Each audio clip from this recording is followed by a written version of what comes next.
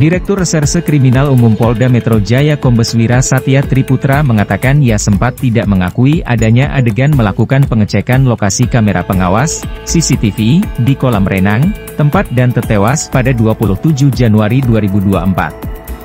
Pada saat adegan 13 yang mana posisi itu sudah menuju ke kolam renang, ada satu adegan, tersangka ini tidak mengakui bahwa telah mengakses melalui browsing di internet untuk mengecek di lokasi, apakah ada CCTV atau tidak, kata Wira, Rabu.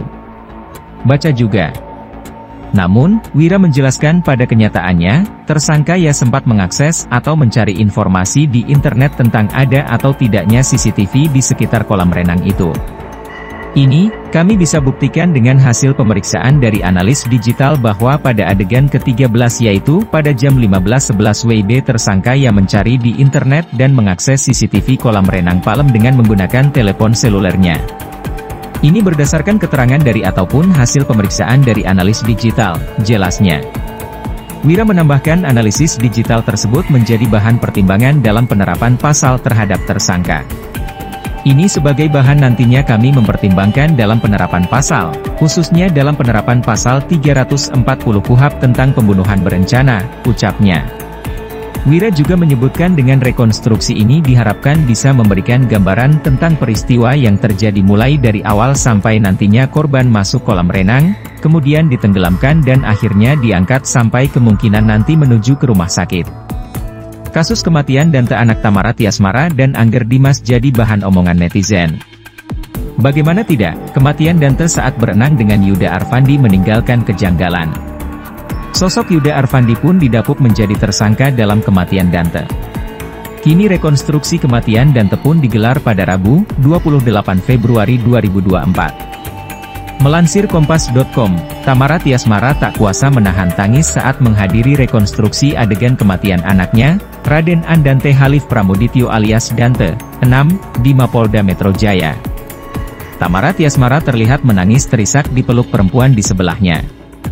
Sesekali ia mengusap wajahnya dengan tisu. Tamara Tiasmara pun melakoni 12 adegan yang dibacakan oleh penyidik. Adegan keempat sekitar jam 12 WIB saksi saudari Tamara Tiasmara sampai di rumah tersangka Yuda Arfandi, Kanit 2 Subdit Jatanras di Treskrimum Polda Metro Jaya Kompol Baralibra.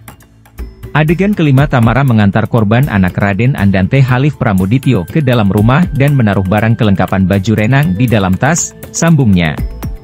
Melansir tribuntrends.com, selain Tamara Tiasmara, Yuda Arfandi juga hadir dalam rekonstruksi ini.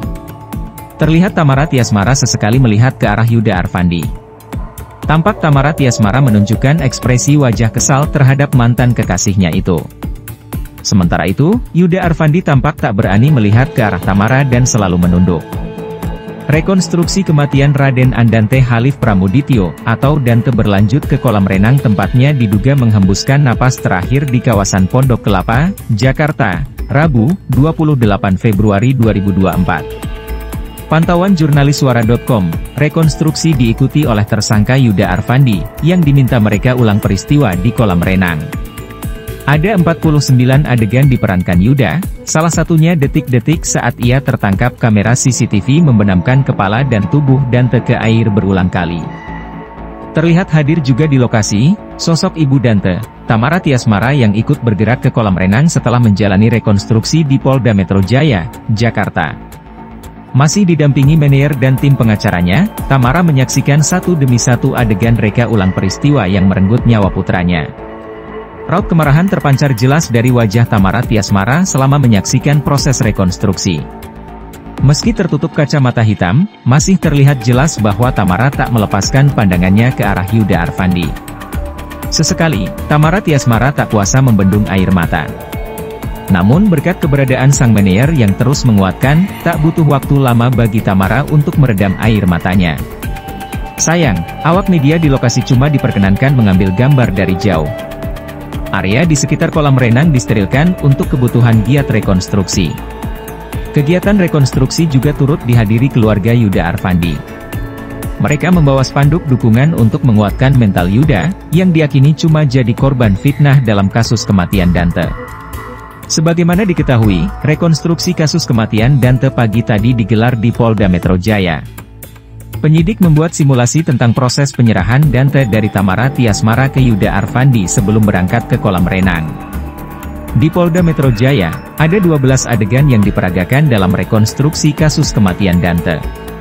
Sebagaimana diketahui, Dante mengalami insiden di kolam renang Taman Air Tirtamas, Pondok Kelapa, Jakarta pada 27 Januari 2024 yang berujung maut. Bukan karena kecelakaan, Dante berpulang akibat adanya upaya penenggelaman dari pendamping renangnya, Yuda Arfandi, yang saat itu masih berstatus sebagai kekasih Tamara Tiasmara. Pelaku membenamkan korban ke dalam kolam sebanyak 12 kali, dengan durasi waktu yang bervariatif. Antara lain 14 detik, 24 detik, 4 detik, 2 detik, 26 detik, 4 detik, 21 detik, 7 detik, 17 detik, 8 detik, dan 26 detik. Percobaan yang terakhir dilakukan selama 54 detik, papar Dirkrimum Polda Metro Jaya Kombes Wira Satya Triputra dalam giat rilis belum lama ini. Bukan cuma berusaha menenggelamkan, Yuda Arfandi juga beberapa kali melakukan gerakan untuk menghalau Dante saat ingin menepi ke pinggiran kolam. Setiap korban mau menggapai ke tepian kolam, tersangka terus menarik badan korban maupun kaki korban agar terus berenang. Tersangka melakukan hal tersebut kurang lebih 4 kali, jelas Wira Satya Triputra. Yuda Arfandi sudah ditetapkan sebagai tersangka oleh penyidik Subdit Jatanras Polda Metro Jaya usai dilakukan penangkapan pada 9 Februari 2024 kemarin.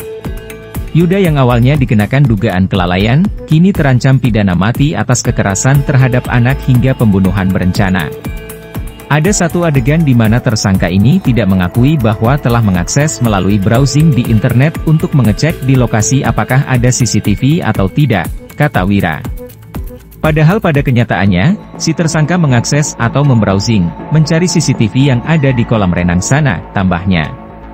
Wira mengatakan, hal itu akan dibuktikan lewat analisis digital.